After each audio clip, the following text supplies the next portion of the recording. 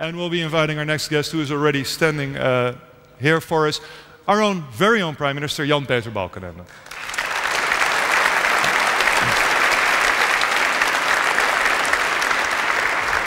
Mr. Balkenende, good to see you. Thanks for coming. We saw you in Russia a little while ago, signing a very important deal with Gazprom. I was just a witness. Oh, just a witness. I did have to sign. I saw you with a pen. Oh yeah, I had a pen. I'm also here. All right, but you did not sign it, but you were there. No, yeah. What was the last time you were in China? That was in 2004. Okay. That had to do with the preparations for our presidency of the European Union. And then I met the President and the Prime Minister. And afterwards we met, of course, the President and the Prime Minister here in the Netherlands when we had the EU-China summit. And the last time you were in India? In India was also in 2005. Yeah. Goes fast, the developments in those countries. And also in the Gulf states, I like the dynamism. So many things are happening. And I like the mentality, the entrepreneurship, the innovation.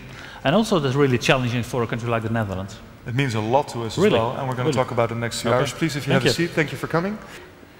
Is the Chinese or Indian or any other people in Asia any different from, let's say, a European person? I don't think so. And basically, what the message is in the video is that so long as it's in Chinese, then it's something you should be worried about, you should be fearful about. I don't think that's the case. China, as the Prime Minister has rightly said just now, I think should be regarded as an opportunity, a big opportunity indeed. China has a population of 1.3 billion, as I said just now. It's also a very big market. I understand. And in China, we have a lot of investments coming from the Netherlands. In fact, the EU is China's fourth largest source of actual FDI inflows. And among the EU 27 rather, the Netherlands is the third largest source of China's FDI inflows from the European Union. Over the past decades, we have had investments coming from Unilever, DSM, we have had Royal Dutch Shell, etc.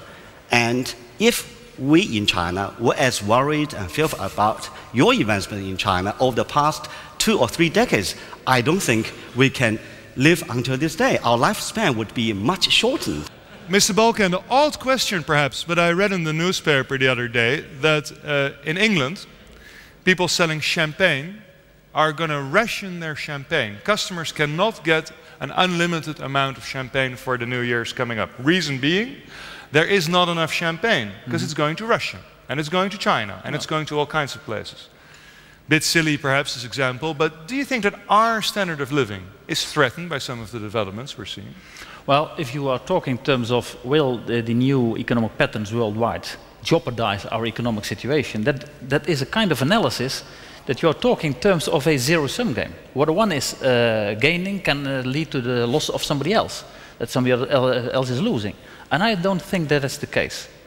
To my opinion, there are new challenges, there are opportunities, and I think there's enough evidence that mutually can have benefit for it.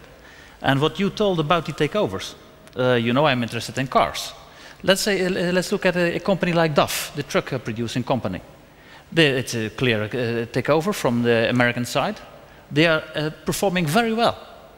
And now what's happening with Chorus, the steel producing company here, it's now in the hands of an Indian company. I think they can go on with all their activities.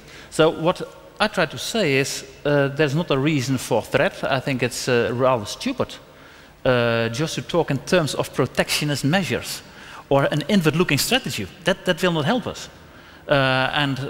Looking to the situation of the Netherlands, we are, when I'm visiting other countries, many times the Prime Minister says you are the first, the second or the third investors.